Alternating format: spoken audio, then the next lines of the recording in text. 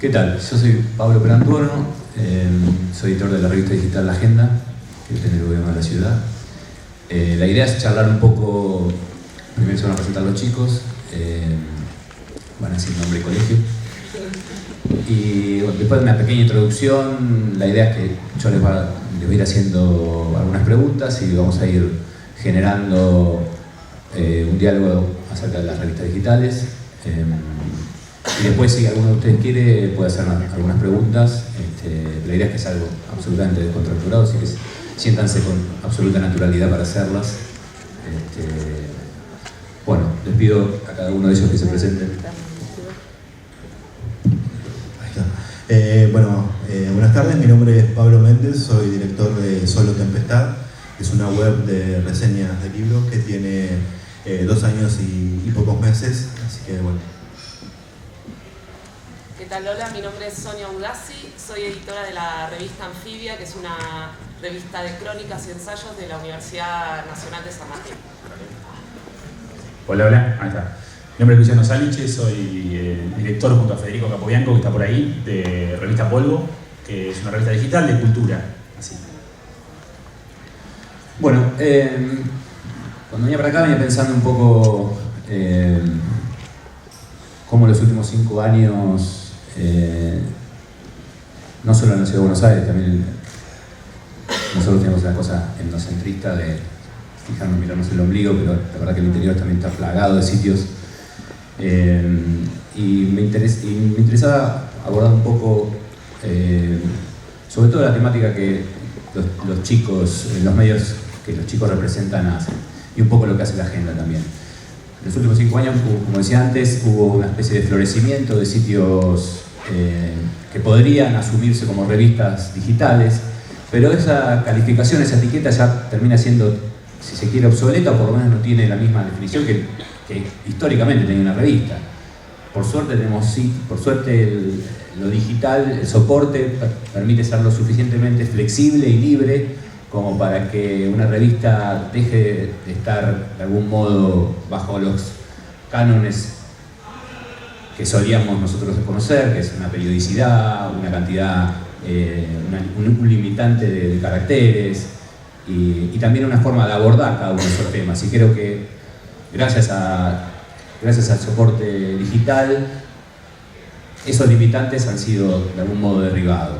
Me parece que es sumamente interesante, me parece que es sumamente inteligente porque ha venido un nuevo lenguaje, o el periodismo literario ha podido absorber parte de lo que traían los blogs a comienzos de la década pasada, parece, a comienzos del siglo XX, ¿no? Pero ya pasaron más de 15 años, cuando fue ese florecimiento del blog, era casi una bitácora personal, pero parte del periodismo literario pudo absorber eso, pudo absorber la manera de abordar, la primera persona, el punto de vista, cosa que me parece que los medios tradicionales habían dejado de lado porque los medios tradicionales son más solemnes, están atados a reglas, están atados a una estructura, el que no es centenario tiene 80 años, y me parece que el espacio digital nos permitió tomarnos esas licencias, ¿no? Por supuesto que tiene que haber una suerte de marco regulatorio, porque la tentación de convertir un espacio digital en una suerte de diario de viaje a veces es inmediata. Pero me parece que eso es lo más interesante, y cualquiera de los 3 medios que los chicos representan me parece que tienen eso. Vamos a empezar por las damas, vamos a empezar por Sonia, que es una de las editoras de la revista Anfibia, que claramente la revista Anfibia tiene 5 años justo, celebró hace un par de semanas. La revista Anfibia claramente vino a ocupar un espacio que estaba vacante, con un modo de abordar los temas, sobre todo los temas sociales, con un modo de algún modo se tomó del boom que hubo de la crónica hace unos 10 años dentro del periodismo sudamericano, y me parece que la sofisticó, y con altos cánones de rigurosidad y de calidad. Me parece que ocuparon un lugar realmente importante hoy dentro de los medios. Entonces la primera pregunta un poco es para Sonia, que como si realmente cree que esta lectura que estamos haciendo es cierta, y un poco qué lugar vino a ocupar Anfibia. Bueno, quiera. No, está bien, prefiero este. Bueno, gracias por los halagos que nos tocan. Primero quiero decir que en Anfibia somos un equipo y trabajamos, esto digamos no es casual, no es que somos una juntada de personas, sino que realmente somos un proyecto colectivo que está amparado por la Universidad Nacional de San Martín. El director es Cristian Alarcón y yo soy editora junto con Martín Ale y Silvina Egui. Creo que sí que tenés razón, me gustó que dijiste que nosotros la quisimos sofisticar y un poquito es cierto porque nos animamos también gracias a que la universidad, más allá de lo que se cree vulgarmente, es un espacio muy propicio para la experimentación. Entonces nos animamos a tocar un poquito el género clásico de crónica.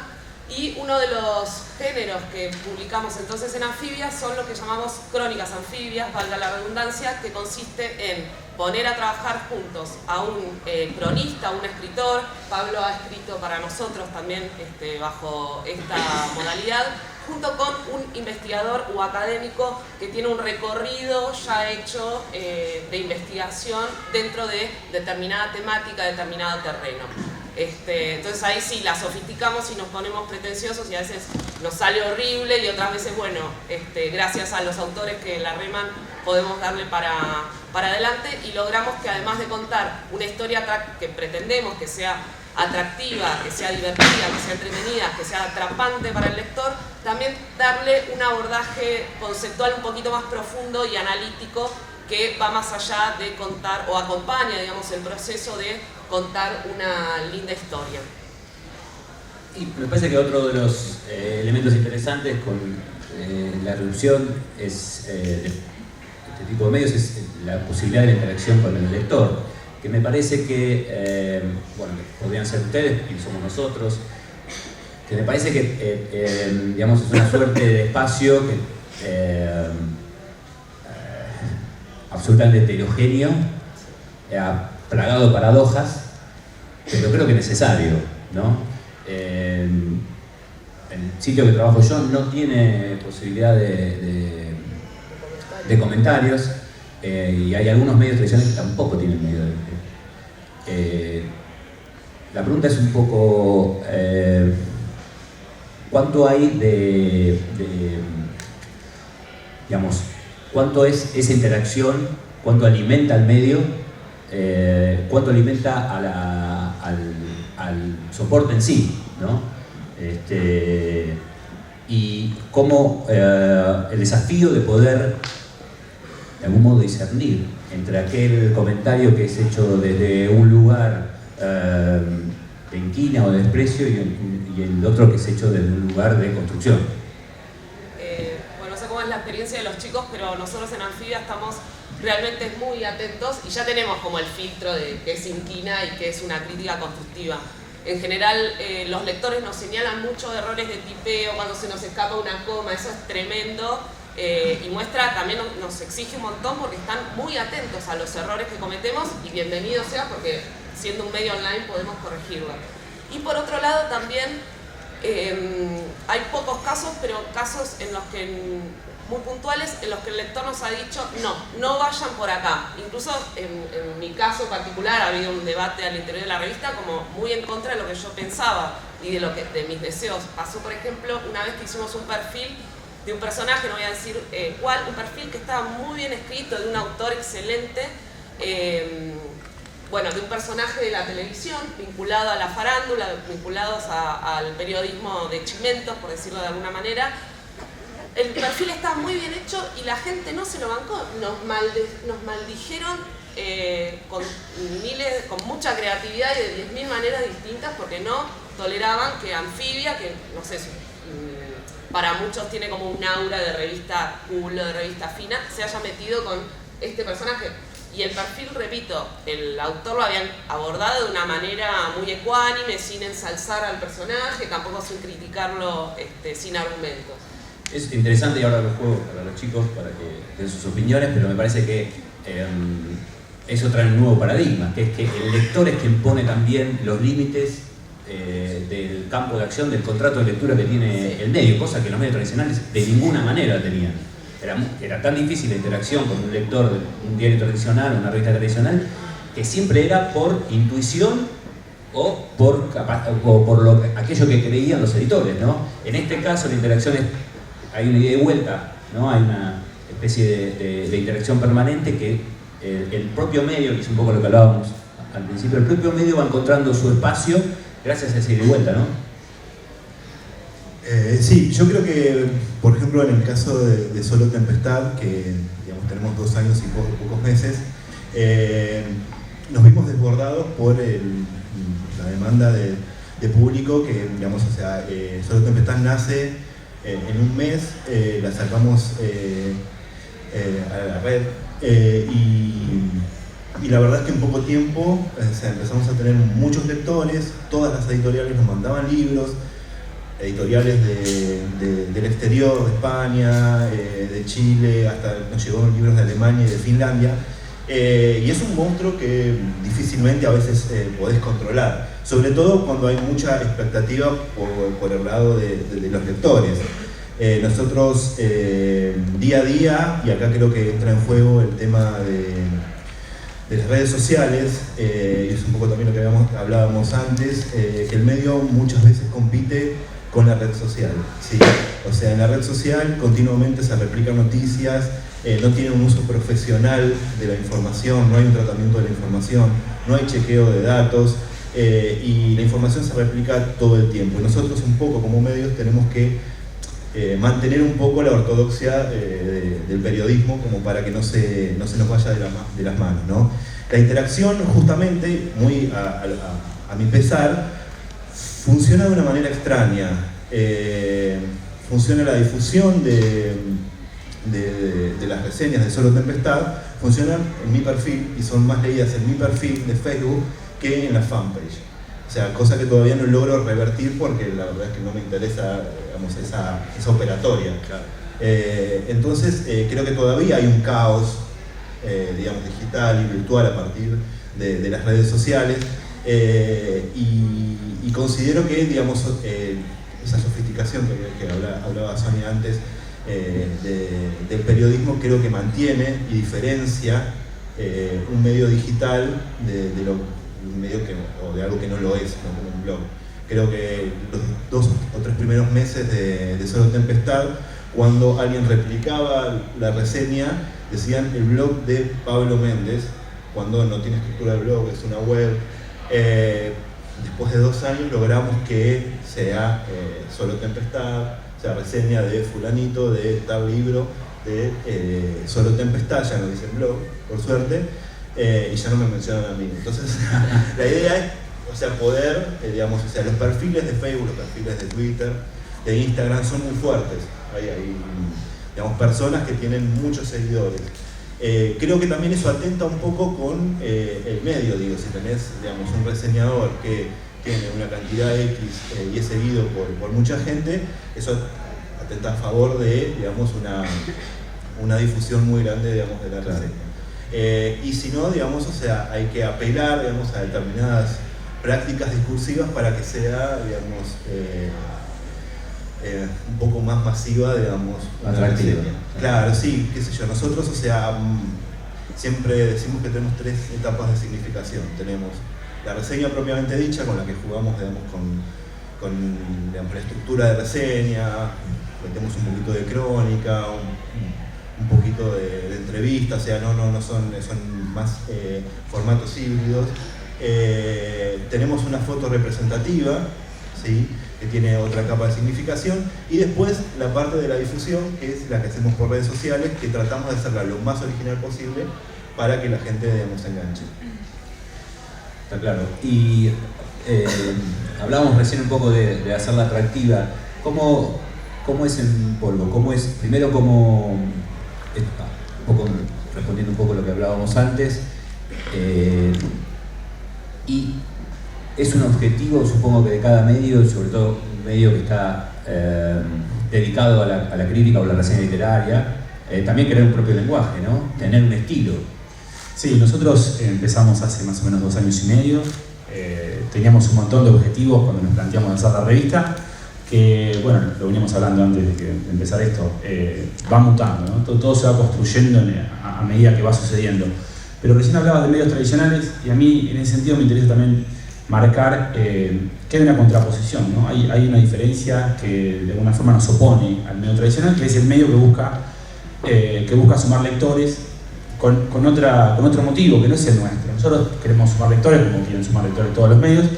Lo que sucede con nosotros es que no estamos preocupados por sumar lectores a toda costa, ¿no? Entonces nosotros tenemos una instancia donde nos preocupa la calidad del producto, y eso es lo que hace un poco a la identidad de las revistas culturales, me parece que las que están acá, que es apelar a un pensamiento crítico, buscar un contenido de calidad, no dejarse dominar por la dictadura del clic, y de alguna forma, en ese sentido, el lector, o al menos el lector que uno busca,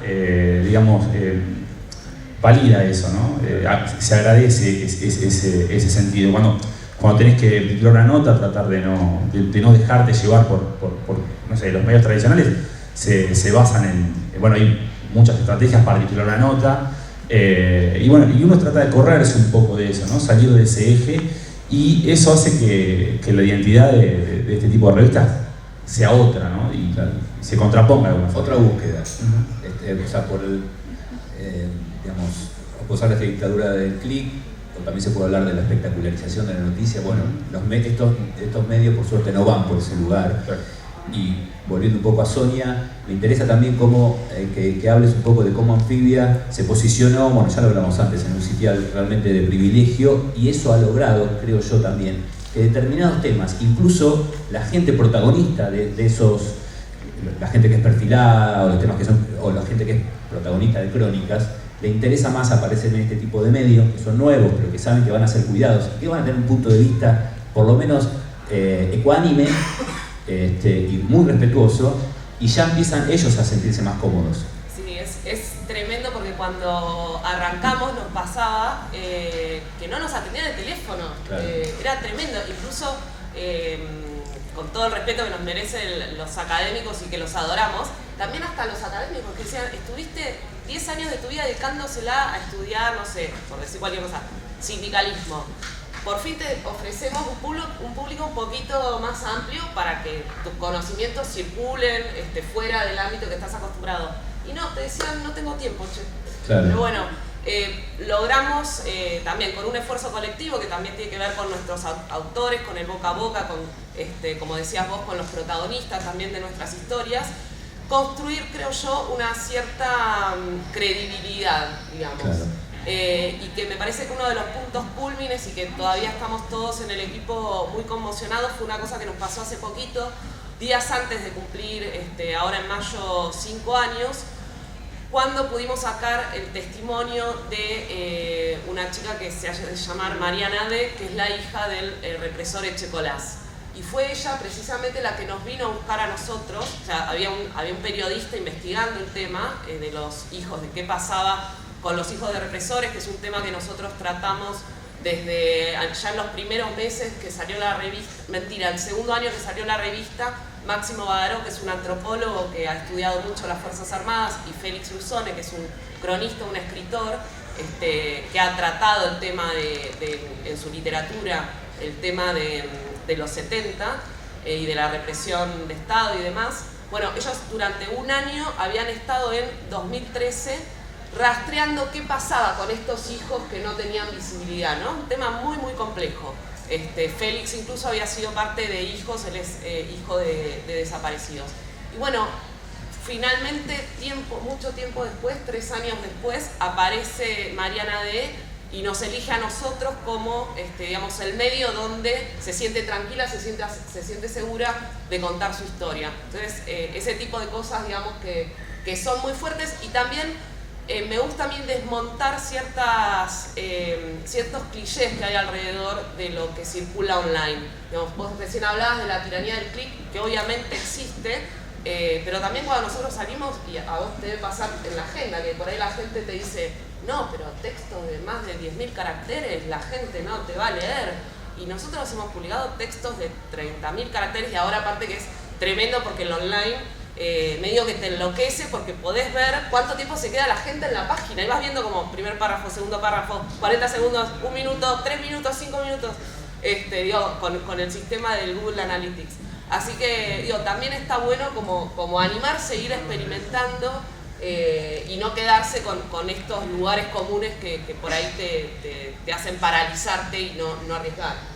Sí, y también es interesante algo que decías con respecto a hablar de los medios tradicionales. Y también todos somos de algún modo hijos, puede ser víctimas incluso, de cierta polarización que hubo en los últimos años. Eso es innegable. Y esa polarización llevó también a cierta vulgarización de la prensa gráfica, cosa que realmente nuestro país tiene una tradición riquísima de la prensa gráfica, y que realmente en los últimos 10, 12 años es innegable decirlo, ha habido una suerte de precarización, una suerte de vulgarización, y es interesante porque ahí podemos entrar nosotros también, digamos, primero que no venimos con la tradición o con los preconceptos que pueden tener los medios tradicionales, o incluso con los intereses que pueden tener los medios tradicionales. Y esa libertad de la que hablábamos antes, me parece que también se circunscribe ahí. No sé qué ocurre en Sol de Tempestad, pero me parece que pasa esto, poder tener un lenguaje desenfadado, porque sabes que estás por ahí mirando cosas que los medios tradicionales no pueden mirar o no pueden tener la soltura o el desenfado. Sí, creo que, bueno, hace poco Horacio Convertini me dijo a mí particularmente, pero habló obviamente de Sol de Tempestad, que muchas de las reseñas de Sol de Tempestad no pueden ser publicadas en ningún suplemento de cultura o literario de ningún medio gráfico, porque apela a otro punto de vista y apela a un riesgo narrativo muchas veces que la formalidad del periodismo gráfico no lo permitiría. Claro. Creo que también ganamos mucho público justamente por eso. Para poner un ejemplo y que se entienda, hace varios meses, el año pasado, hicimos una reseña de un libro digital de Milton Laufer, que es un libro que cada vez que se descarga, el libro cambia. Cambia un párrafo, cambia el final, cambia una especie de Elige tu propia aventura, claro. Modernizado, digamos. Cuando nos llega un libro de esa característica o cualquier libro, siempre tratamos de apelar justamente, nosotros nos podemos manejar no solo con la parte narrativa, sino también lo digital te da la posibilidad de la imagen y del sonido audiovisual. Entonces también jugamos un poco con eso y decidimos, obviamente contratar un programador que haga el mismo juego que el libro de Milton, que es cada vez que alguien entra a la reseña cambia. Es algo que obviamente en un diario no puede suceder, ni siquiera puede suceder, en la web de ese mismo diario. Sí. Esos juegos que nosotros mantenemos con el lector han armado, un contrato de lectura y tenemos, un público bastante fiel que busca justamente eso, ¿no? El Sol de Tempestad. Y esta es una pregunta para todos, en realidad, te diría, para seguir pensando un poco en todo esto que estamos haciendo, y es, al contrario de lo que se cree, al contrario de lo que de algún modo la industria pensaba que se dirigía, que es el fin de los medios, o el fin de los medios tradicionales, o la lectura, como decíamos, la lectura efímera y la lectura rápida. Yo tiendo a creer que se lee más que antes. Creo que está sostenido por dos cosas, me parece. Primero, que todos estamos insertos en la red, y eso hace que estemos dispuestos a leer. Es verdad, podemos leer un mail por día, y eso es leer técnicamente, o podemos leer un libro por día, o un texto de Alfibia por día. Y por otro lado, también hay una especie de, en los últimos 5, 6, 7 años, las editoriales, incluso las editoriales más grandes, más aún, han tenido un florecimiento de la industria, ha habido un florecimiento, se editan en la Argentina más libros que nunca. No quiere decir que se vendan, eso es otra cosa, es cierto. Pero es mucho más, así como Internet es un océano de información que circula, hoy la industria del libro en Argentina es un océano de publicaciones. Es cierto, estamos de acuerdo, hay 10, 12 autores que venden y que pueden vivir de eso, estamos de acuerdo, pero la industria vive en estado de producción permanente. No sé cómo lo ven en polvo, además eso es material para ustedes también. Sí. Es que estamos en una época rara porque claramente hay una proliferación de textos, eso es ineludible. De hecho, hay mucha gente que lo dice, digo, hay una vuelta a las letras, ¿no? al lenguaje, esto de mandar un mensaje de texto, esto del WhatsApp, esto de estar leyendo todo por celular, por Facebook, es una vuelta al texto, ¿no? Y eso, digamos, abre el juego a nuevos sentidos que hay que estar atento. Pero por otro lado hay que pensar en la calidad de lo que se lee, ¿no? Yo creo que todos leemos más, esto es así. El punto es la calidad de esos productos que nosotros leemos.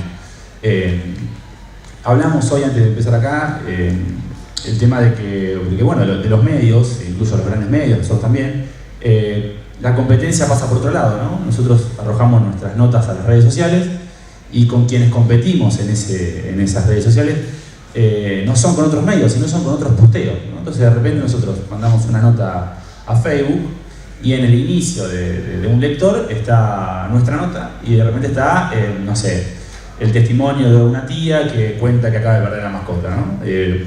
Escrito en mayúscula, mucho error de ortografía, la foto del perro mal sacado, un perro a lo mejor feo. Entonces la competencia pasa por ahí y hay una proliferación de productos y el punto es pensar la calidad del producto. Por eso yo tengo mucha fe en las revistas chicas y en las editoriales emergentes. Digo, también podemos pensar en las grandes, en los grupos editoriales, ¿no? Sí.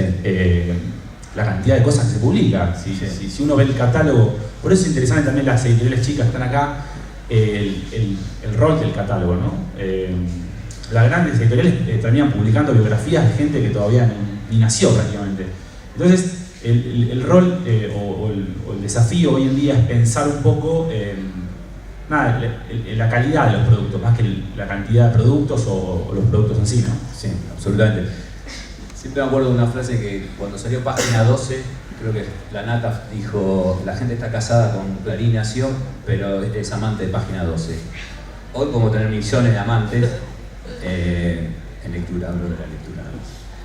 Y un poco lo pensaba también en términos de lo que significa Anfibia, ¿no? Porque me parece que sí, Anfibia aborda, bueno, ya un poco lo dijimos antes, ¿no? De un punto de vista que los grandes medios, o incluso las revistas, no se animaban a hacer. Yo creo que no se animaban más que no podían.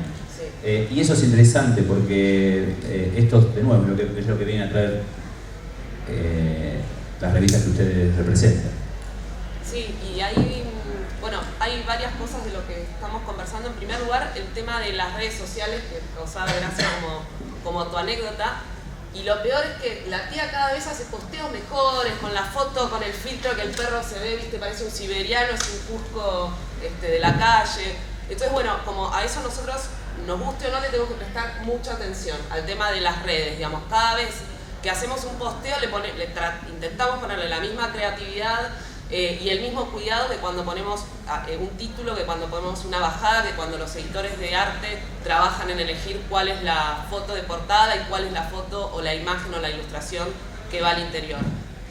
La verdad que el democratismo, como decía Feynman en un video que circuló, no sé si se lo acuerdan, que estaba indignadísimo porque existían los blogs y todo el mundo podía opinar, el democratismo entonces de las redes sociales, creo que es algo que los medios los medios nuevos, digamos, que tenemos poco tiempo de circulación y que no teníamos como esta tradición casi centenaria de los medios tradicionales de las que hablaba Pablo, tenemos que aprovechar muy bien ese tema de las redes, porque en nuestro caso, supongo que no sé cómo es en el caso de los chicos, la gran mayoría del público viene por ahí, viene de Facebook en primer lugar y de Twitter en segundo lugar. Y después también con este tema del quiebre de las expectativas con respecto a los medios tradicionales, nos ha pasado que textos que quizá nos decían, no, o pensábamos nosotros también desde nuestra estrechez mental, porque todos hemos trabajado en medios tradicionales también, en Anfibia, y algunos colaboramos todavía con medios que salen en papel, también el tema de animarnos, digamos, a hacer una crónica extensa sobre, bueno, esto que decíamos, hijos de represores, que podía ser un tema incómodo y que nadie quisiera leer porque en ese momento no se estaba hablando de la cuestión, o de salud colectiva y las instituciones, que uno puede decir, bueno, no hay una denuncia fuerte, pero es un texto narrativo, denso, con personajes. Bueno, la gente, nuestro público, digamos, nos festeja y lee esos textos igual que otros que podrían ser más divertidos, más cucheros, que también, digamos, los publicamos. Esta semana, por ejemplo, publicamos un texto de la académica Carolina Due, que ella estudia sobre todo cultura popular y medios y redes sociales. Bueno, pusimos a ver por qué nos gusta saber la lujosa vida de Guandanara en Buenos Aires. Y bueno, con nuestros parámetros tratamos de abordar también ese tipo de temas. Es interesante. También es interesante observar qué pasa con el estilo, ¿no? Qué pasa con esta cosa de que los medios de ustedes, los medios en los que trabajamos, se permiten la primera persona, y históricamente el periodismo, la primera persona fue como una suerte de lugar prohibidísimo, e incluso el periodismo cultural. El periodista cultural históricamente era un entomólogo que observaba con distancia la pieza que iba a retratar, y con un nivel de distancia y de frialdad que a veces era alarmante. Y me parece que ahora los medios nuevos, este tipo de revistas, tienen esa posibilidad de que la experiencia personal del que lo está contando también intervenga en el texto, ¿no? Sí, yo que vengo del periodismo tradicional, la primera persona todavía me sigue pareciendo hace ruido. Pero digamos, obviamente en Suelo de Tempestad hay un montón de reseñas donde aparece el reseñador. De hecho, creo que lo que hacemos es una especie de reseña gonza, ¿no? O sea, tratamos de que se vea al reseñador en ese espacio de lectura, que le provoca el libro en ese momento, una especie de crónica, justamente por el juego que mantenemos, o sea, ese juego narrativo, ¿no? Igual es muy interesante porque cuando hace un rato hablábamos de la competencia, no con otro medio digital, sino con la red social, en la redacción siempre, digamos, hay una discusión, en realidad no es una discusión, sino hablamos de la literatura del yo. Claro, ¿sí? Sí. Nadie de la redacción se banca la literatura del yo.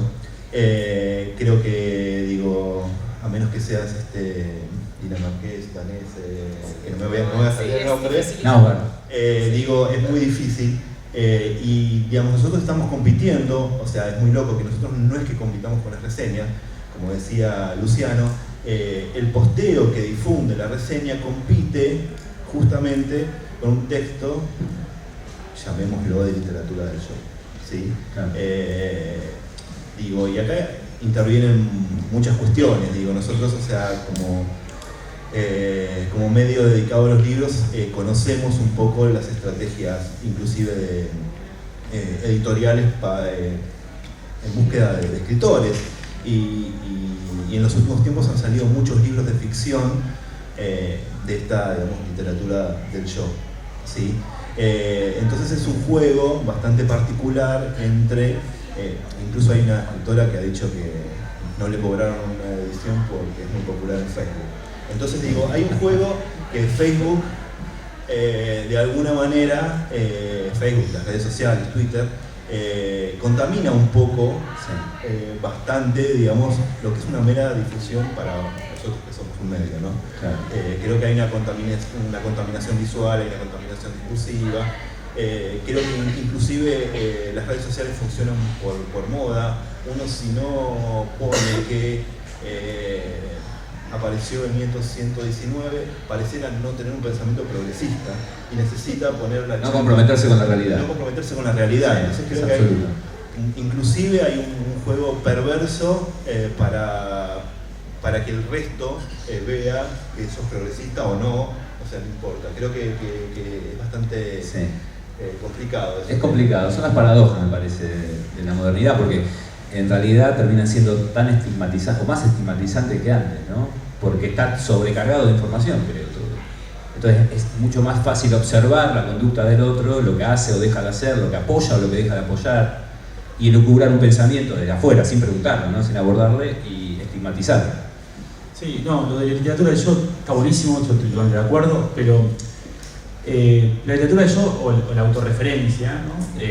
Puede ser una forma de hacer un producto interesante, ¿no? Eso, sin lugar a dudas, hay novelas muy interesantes, pero creo que hay que volver al tema de la proliferación de los discursos con internet y demás. Cuando hay tantos productos, cuando somos tantos hablando, ¿no? Cuando somos tantos hablando en las redes sociales, porque lo que sucede con internet es que a partir de las redes sociales todos tenemos una voz para contar nuestra experiencia.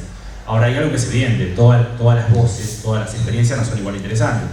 Entonces ahí está la cuestión con internet, ¿no? Esta proliferación de discursos y pensar hasta qué punto son interesantes todos los discursos y que no. Cuando nosotros competimos, como decíamos, con el posteo de otra persona, bueno, hay una distancia ahí en cuánto se piensa ese discurso. Digo, a lo mejor en el caso de Sobre Tempestad están pensando, hay un libro que se leyó, hay un pensamiento crítico sobre ese libro y hay que tratar de buscar una perspectiva nueva sobre ese texto, y por el otro lado tenés algo que no hay ningún trabajo intelectual sobre eso. Entonces digo, me parece que la tarea un poco nuestra es empezar a pensar y hacer una discriminación, en el buen sentido, ¿no? de todos estos discursos. Totalmente, pensaba en una frase que decía Piglia, que es, bueno, como todo señor grande, antes de fallecer, miraba este advenimiento de los medios digitales y debería ser, supongo, un tsunami de información y de pretensiones literarias, y decía, con las redes sociales todo el mundo cree que tiene que ser interpretado, ¿no? Y es interesante.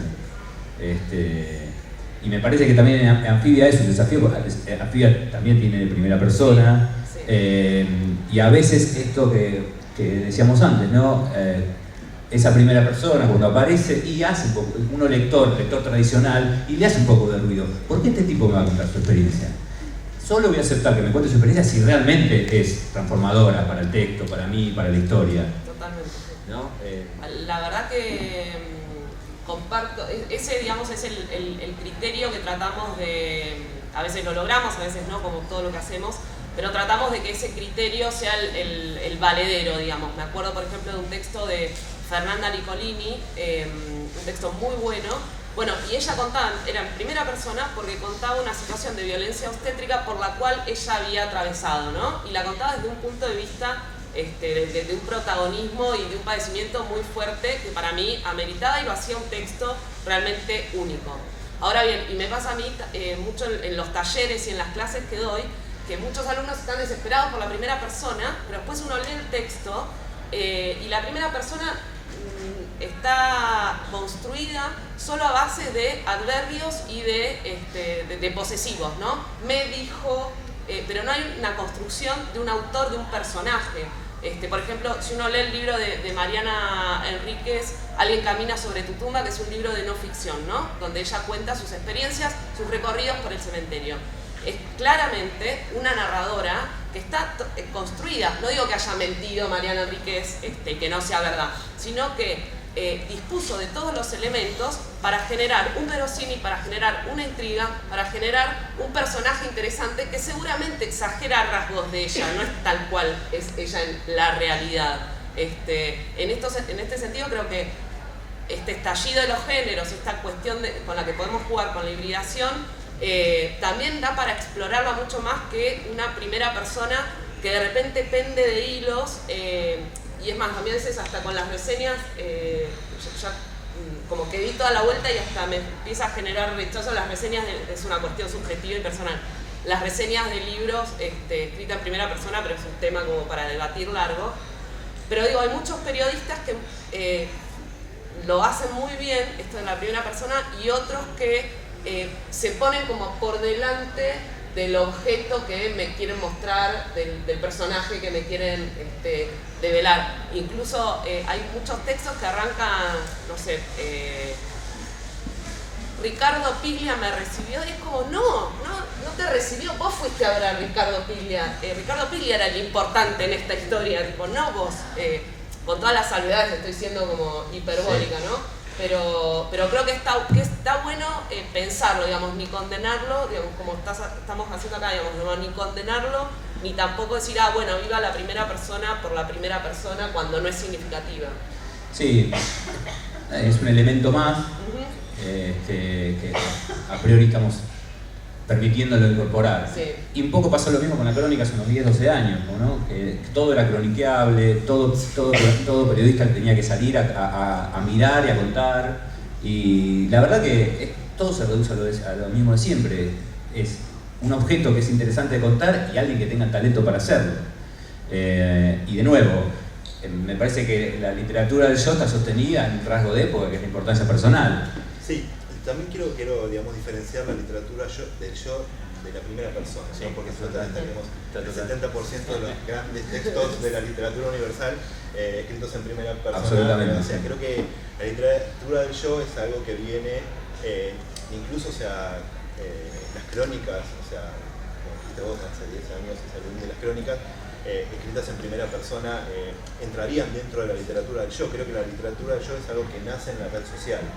Y que a partir de ahí trata, digamos, de volarse, digamos, a otro ámbito como puede ser el de la literatura. Pero sí, o sea, digamos, la primera persona y la literatura yo siempre separo o hago la distinción, obviamente los grandes ejemplos que hay por supuesto, de plumas de primera persona, ¿no? Sí, sí. Y a ustedes también, porque la reseña es como históricamente es como un espacio como solemne y de cuidado, ¿no? Cuando aparece el autor, tiene que ser de una manera sutil. Sí, es que es así. Cuando viene una primera persona es que hay muchos textos, o sea, estoy medio reiterativo con esto, ¿no? Pero hay muchos textos y de repente alguien escribe algo en Facebook y de repente cree que quizás eso puede aparecer en una nota de un mail o algo. Y quizás lo ideal es que quede en Facebook, porque fue pensado para eso. Ahora después te da un poco de cosa cuando ves a alguien que escribe un texto bastante piola y muere en Facebook. Eso es necesario sacarlo de ahí y darle un lugar un poquito más serio, si se quiere, para que encuentre los lectores que está buscando. Nosotros tenemos este tema con la literatura del yo, con la primera persona, pero entendemos que si se antepone, como decían, si se antepone el objeto al que lo mira, digamos, ahí hay un valor. Como puede funcionar, a veces es interesante, ¿no? que alguien me cuente su experiencia al ver ese objeto, ¿no? De repente va a haber una obra de teatro donde, no sé, la obra de teatro que es para ciegos, donde no ve nada y hay un montón de percepciones que es necesario que te cuente. Digo, quizás ahí es interesante.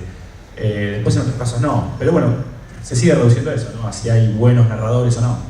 Sí, me quería contradecir porque con lo que dijo lo que dijiste del posteo, también nos pasa, a mí me pasó al revés. Una vez estaba domingo a la noche en Facebook y veo un posteo del escritor Cristian Rodríguez que hablaba de Grindr y de estas redes, digamos, de Levante y de citas, y hacía como todo un manifiesto en contra, muy gracioso y donde muy irónico consigo mismo, y no pude resistir mi impulso y dije, esto no lo podés extender, mira, este punto que tenés acá, esto que, digo, profundizalo y publiquémoslo, que está buenísimo, digamos.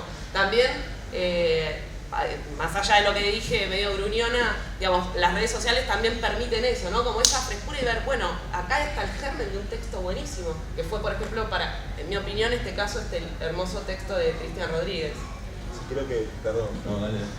Creo que también hay algo antagónico, ¿no? Que es la frescura por un lado y la ansiedad.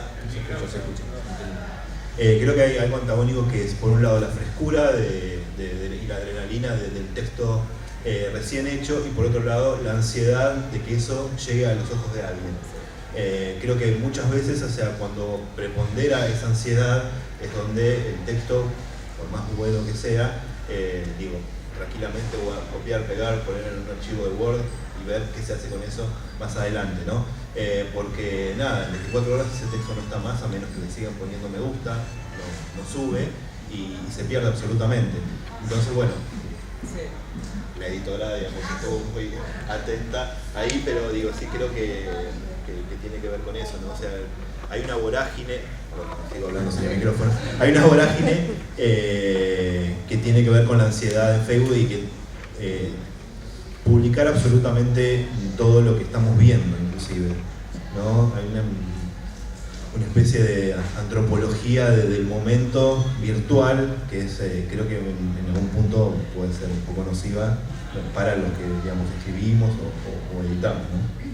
Se me acordaba de una cosa que solía decir Pedro Mairal con respecto a los blogs, que decía que le habían servido mucho en su propia escritura y también en la manera de leer, porque también una cosa que tienen que tenían los blogs, que tienen las redes, es que, y ahí gana cuando no tienen una pretensión de te voy a decir algo importante que va a ser una pieza central en la literatura argentina. Digo, cuando los textos también se despojan de esas falsas solemnidad o de esa cosa pretenciosa, creo que ahí, digamos, gana también esta cuestión más fresca. Pero bueno, también con todas estas salvedades, ¿no?, que estamos haciendo. Uno tiene que ser una suerte de vaquiano, ¿no? Desmalezando esa selva desmesurada. Pero bueno, en realidad también las redes sociales son una fuente inagotable de microhistorias que pueden convertirse, que pueden trascender, si se quiere, el umbral de la red social, que es un espacio colectivo pero acotado, y pasar a un estadio superior. Es interesante. Y un poco en línea con lo que decían ustedes, voy a contar una pequeña experiencia que pasó en la agenda, que fue mala experiencia, pero que en realidad también habla de esto que estamos en permanente ensayo y error. Recuerdo que hace 2 años salió una película argentina muy chiquita con Esteban Lamote que se llama El 5 de Talleres. Duró, obviamente, como todas las películas argentinas, 2 semanas en cartel, la vieron 300 personas, menos. Pero a mí se me ocurrió que yo en ese momento estaba más en Twitter de lo que estoy ahora, y había un ex jugador de fútbol que se llama Hugo Lamadrid, que es muy gracioso en Twitter.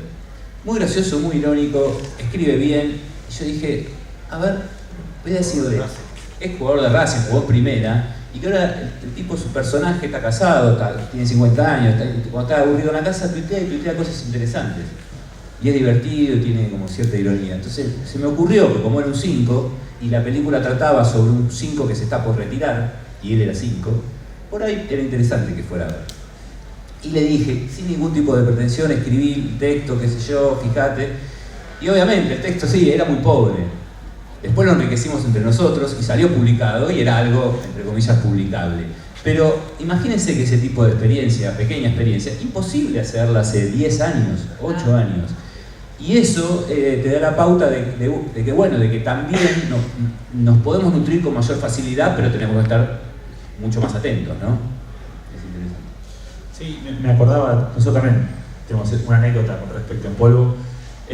Fue el lío del CONICET, un debate muy grande que se dio, y hay un chabón que lo conocíamos, que trabajaba en el CONICET, y empezaba a tirar tweets, pero muy ácidos, mucha polémica, le contaba a todo el mundo, y era un chabón que tenía muchas ideas, pero obviamente estaban todas desordenadas, así que, che, ¿por qué no te escribís algo, lo ordenás un poco, los tweets, y te haces un texto? Mandó el texto, obviamente requiere una corrección, porque el traspaso de las redes sociales a lo que es el artículo o la nota, digamos, hay un montón de códigos que hay que adherirle, pero es un proceso muy interesante que se está dando hoy en día, porque hay mucha gente que hace eso, escribe en las redes sociales, y hay cosas muy interesantes, las redes sociales que mueren en un par de me gustas y termina ahí, y después no lo encontrás más, no hay un link hacia eso. Absolutamente. Hay todo también un tema vinculado, lo pensaba cuando hablabas del texto de Fernanda Nicolini. Hay como microhistorias de violencia pequeña, violencia simbólica, violencia minoritaria, que estaban absolutamente invisibilizados en los medios, y que me parece que a través de las revistas digitales y de los medios digitales, y este permiso que tenemos de que esas historias trasciendan, empiecen a tener lugar. Sí, digamos que nosotros, a ver, hay climas sociales que realmente nos sorprendieron a medida que los íbamos atravesando. Por ejemplo, nos pasó antes en la previa del Ni Una Menos, que hay un poco las chicas, los llevamos a los pibes de la redacción y decimos, metámonos con esto, es increíble, nunca se había producido. lo veíamos muy positivo, veíamos que había muchos, y lo sigue habiendo, por suerte, muchos malos entendidos alrededor del tema del feminismo, alrededor de los derechos de la mujer. Y empezamos también con una libertad increíble, que es lo que nos da nuestro director y la universidad, a abordar el tema del feminismo y de la violencia de género desde distintos planos. La llamé, por ejemplo, a Marina Mariach y le dije, ¿por qué no hablamos de este tema que es tabú, que es el machismo en la cultura? El machismo en los escritores. Yo tuve la suerte de tener un alumno en el posgrado de la Universidad Nacional de La Plata de periodismo cultural, que era un pibe que había hecho un genio. Era un experto en estadísticas, que sabía muchísimo, era ingeniero y también tenía capacidad, era muy buen lector y escribía muy bien. Entonces me propuso hacer un trabajo que consistía en hacer un trabajo cuantitativo de ver cuántas mujeres firmaban en los suplementos de cultura y cuántas mujeres eran reseñadas o entrevistadas en el suplemento de cultura. En los tres, en Página 12, en Perfil, en La Nación y en Clarín.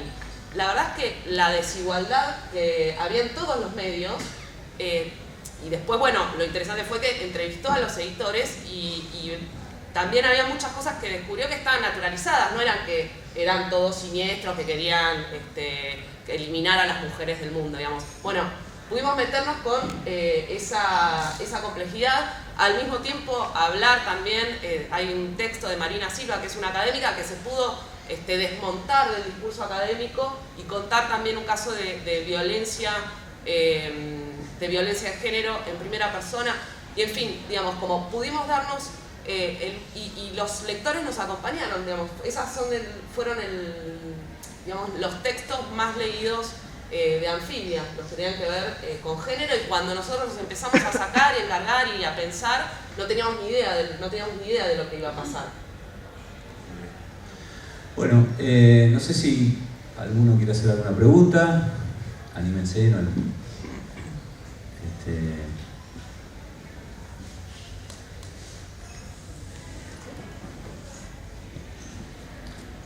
A mí me interesa ¿Se escucha? ¿Cuán difícil es hacer viable un medio, una revista digital, viable económicamente? Poder pagarle a todos los que escriben, a todos los que ilustran, sacan fotos. Bueno, es inviable. La verdad, hablando seriamente, Internet trajo una democratización de las voces, todos tenemos una opinión, pero todos tenemos un lugar. Pero la verdad es que para el periodismo es una época bastante chota, digamos, porque lo que nosotros hacemos, digamos, hay una oposición a lo que son los grandes medios, que tienen una estructura montada, tienen publicidad, una estructura, un laburo con sueldos, todo en plano, todo espectacular. Ahora, lo que nosotros tenemos es ganas, lo único que tenemos es ganas. Y por eso yo hablaba un poco de hacer hincapié en la calidad, porque lo único que le podemos competir a los medios es contenido de calidad. Ellos tienen toda la estructura para hacer posible que todas esas notas se muevan, se produzcan, mandar a alguien a España a hacer una entrevista, digo. Y lo que nosotros tenemos es un déficit en cuanto a cómo financiar un medio. No hay muchas formas de financiar un medio hoy en día. Obvio, tenés pauta oficial, que a veces es buena, a veces es muy poca. Después está el crowdfunding, que es pedir, hacer una campaña de recaudación para lanzarte como medio, pero eso después se termina ahí. Y después tenés lo que es el micropago, que es la suscripción, que hay muchos medios que están funcionando bien eso, que es vos a tus lectores le pedís una ayuda mensual de muy poca guita, que se hace por tarjeta o por el Mercado Pago, que suponete que es 50 pesos. Digamos, la forma de financiar de hoy en día pasan más o menos por esos lugares, así que en ese sentido lo único que podemos aportar, por lo menos de mi lado, lo único que se puede aportar es ganas, digo, es ganas de hacer un medio. Para financiarlo estamos en un momento espantoso, porque incluso los grandes medios están en crisis, porque este último año y el anterior también están rajando periodistas de todos lados, así que la situación para lanzarse a un medio no es muy buena, salvo que tenga ganas, que al fin de cuentas es lo más importante. Sí, en realidad me parece que vos hablabas de costos, el mayor costo, bueno, es el costo humano aquí, porque hacer un medio digital, en realidad con con conocimientos básicos se puede hacer. Pero sí, me parece que es un poco como decíamos antes, ¿no? Los grandes medios incluso hoy están en una encrucijada total porque no logran hacer que sus portadas digitales sean solventables. O sea, hoy los grandes medios, los ingresos siguen siendo de la pauta en el formato papel. Entonces, hasta que esa ecuación no se resuelva, que no sabemos cuándo se va a resolver, cuánto va a tardar, que incluso a nivel internacional también esa ecuación no está del todo resuelta. Para nada. Los grandes medios de Estados Unidos todavía no tienen, algunos tuvieron la clarividencia de empezar a cobrar la suscripción desde que irrumpió Internet, que me parece que ese es un factor determinante, o ha sido determinante. Los grandes medios, los nacionales, tal vez pecaron por soberbia, o porque no lo vieron, hoy hablamos con el diario del lunes y es más fácil, pero no supieron valorar lo que iba a producirse con la irrupción de Internet. No supieron que, por eso lo dejaron libre, por eso no lo cobraron de movida. Y ahora, vos fíjate que hace, ¿cuánto? Menos de un año que Clarín empieza a cobrar y La Nación hace creo que un mes que empieza a cobrar. O sea, entonces sí, es una encrucijada total. ¿Alguna preguntilla más?